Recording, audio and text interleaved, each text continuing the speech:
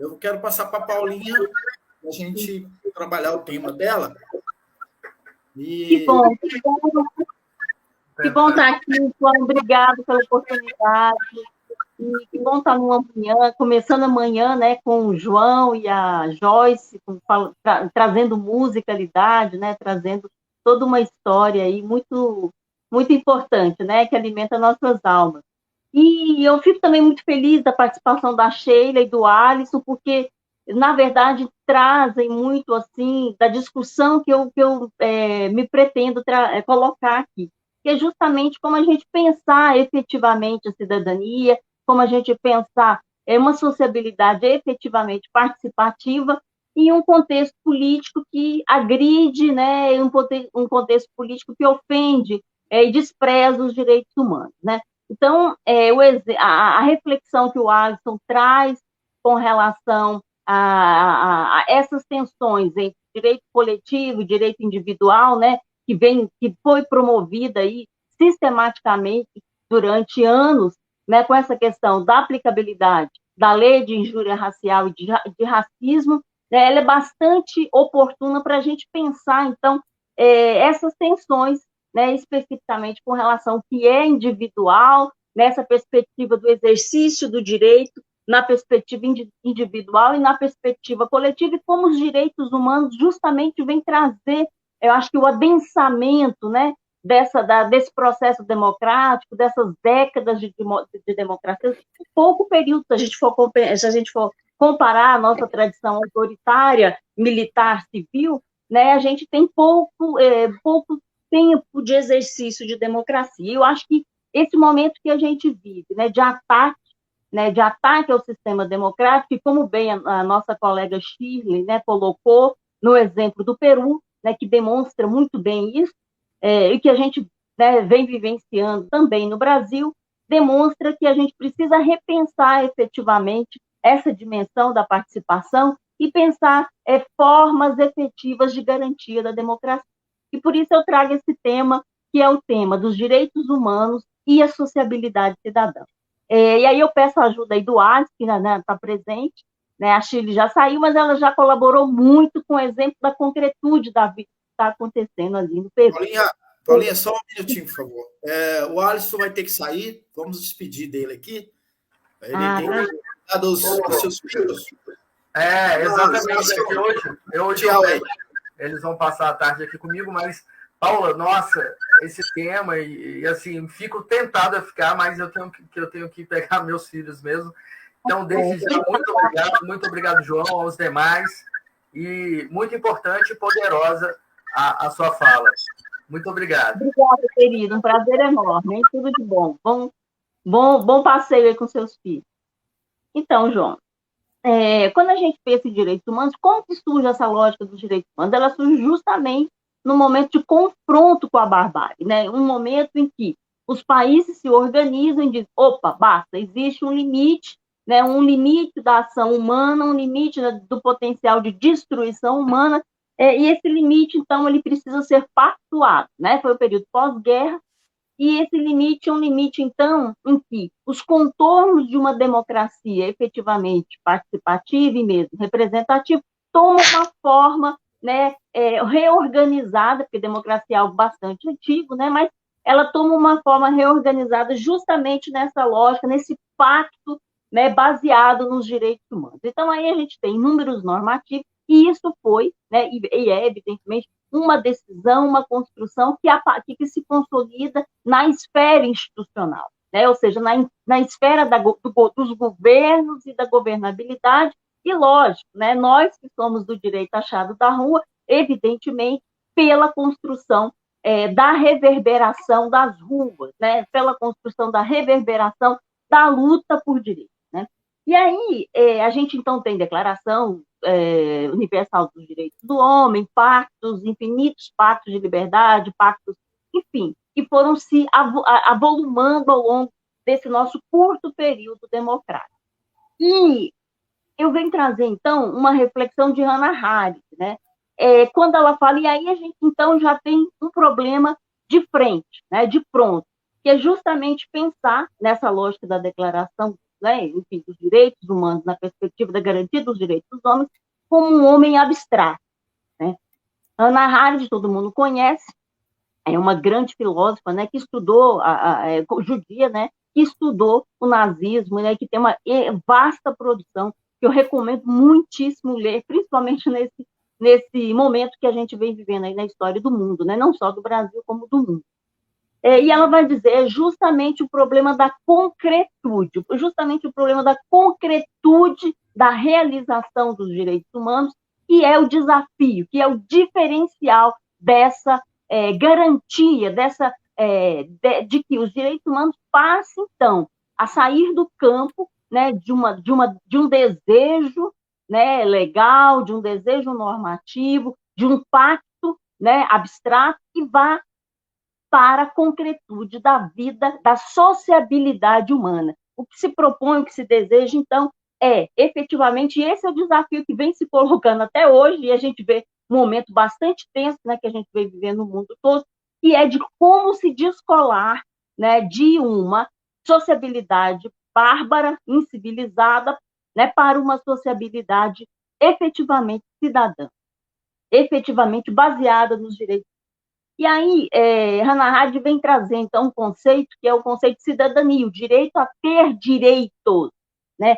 E um direito que só pode se realizar na medida em que as pessoas tiverem real, efetivo acesso ao espaço público, né?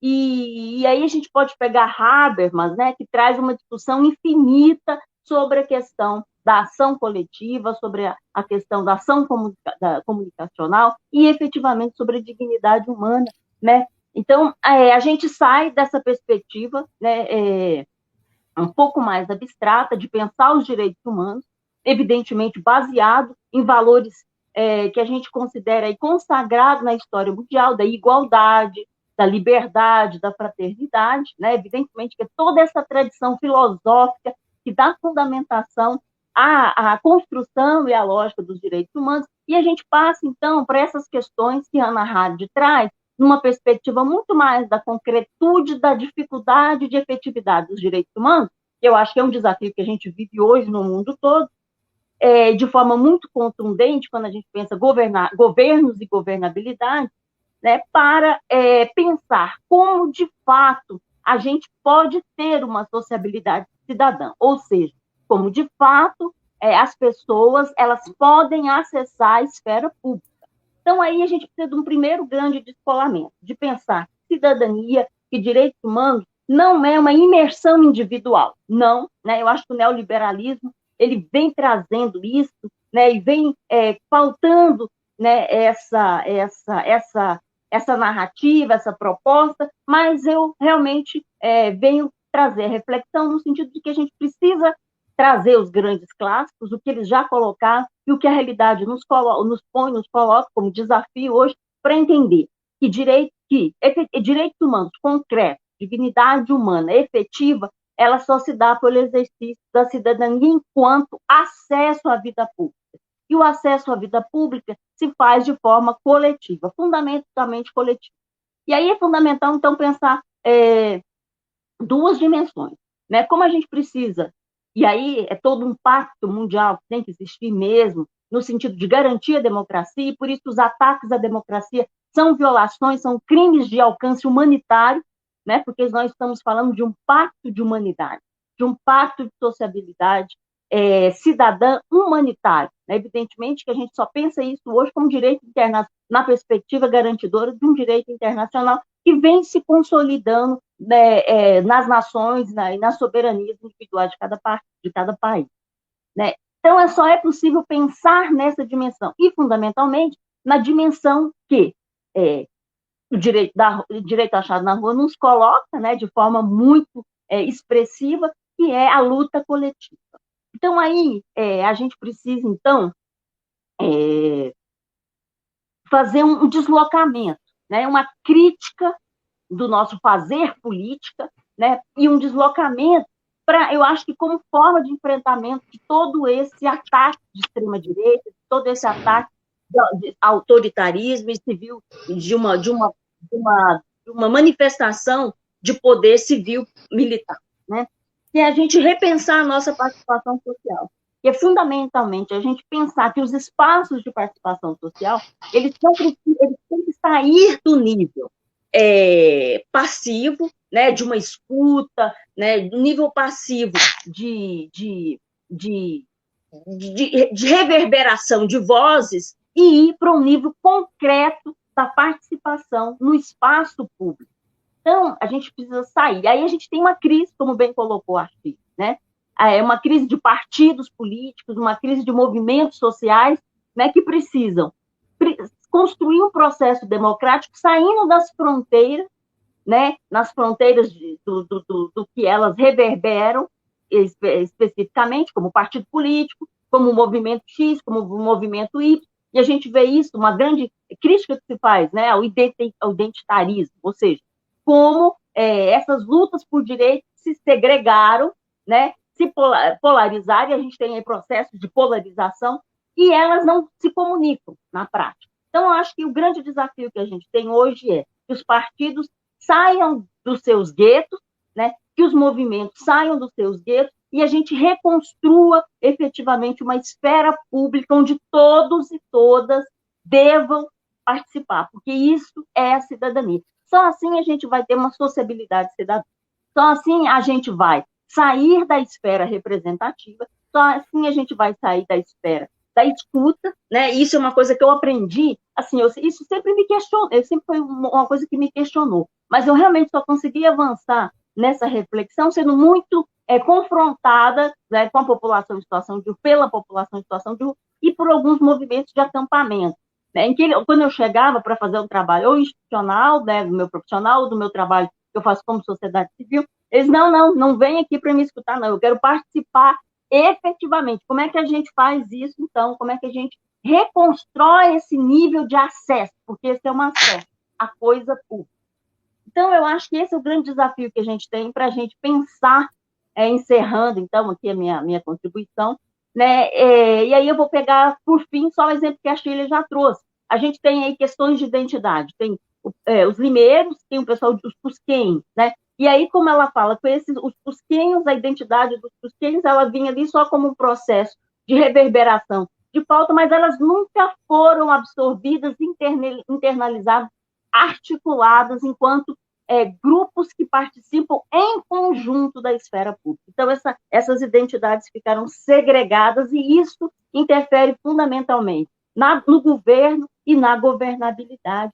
Então, a gente tem confrontos de identidades, confrontos de representações de pertencimentos de direitos humanos que não dialogam, sendo que a gente só vai conseguir, ao meu ponto de vista, né, por essa minha experiência com grupos vulnerabilizados, a gente só vai conseguir superar, né, esse desejo, essa vontade e essa imposição também de uma política autoritária, civil, militar, quando a gente construir novos patamares de sociabilidade cidadã, onde todos e todos os grupos eles se interconectam num processo efetivamente democrático de acesso e efetiva participação na esfera pública. Então, é isso, essa contribuição que eu trago. E aí o exemplo do Alisson também, para finalizar, realmente, ele traz essa dicotomia de como é difícil pensar isso, inclusive, no campo da institucionalidade jurídica, né? E esses embates que a gente teve entre injúria racial e racismo, né? Colocando o racismo como a representação de um direito coletivo e a injúria racial como a representação de um direito individual, que é o que eu estou, no cerne da minha fala, é isso que eu estou trazendo, né? Ele trouxe tensões ao longo da sua aplicabilidade, eu falo isso que eu vivi isso também, né? Porque eu trabalhei muito tempo com processo administrativo disciplinar, e lá a gente também faltava essas questões, esses processos, já aconteceram processos nesse sentido.